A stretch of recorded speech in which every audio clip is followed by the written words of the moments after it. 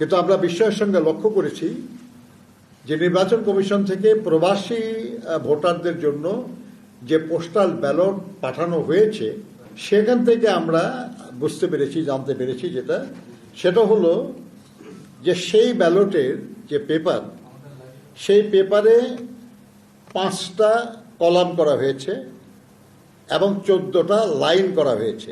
আমরা যখন নির্বাচন কমিশনকে বলেছি যে আপনারা এমনভাবে এই ব্যালট পেপারটা ছাপিয়েছেন যে তার প্রথম লাইনে দাড়িপাল্লা আছে, শাপলা কলি আছে এবং হাত পাখা আছে, কিন্তু বিএনপির যে প্রতীক সেটা শেষ লাইনে মাঝামাঝি জায়গায়, আর ভাঁজ পড়ে গেলে একটু অস্পষ্ট হয় এবং কেউ যদি ভাঁজ পড়া অবস্থায় দেখে তাহলে প্রতীকটা পুরো দেখাই যাবে না।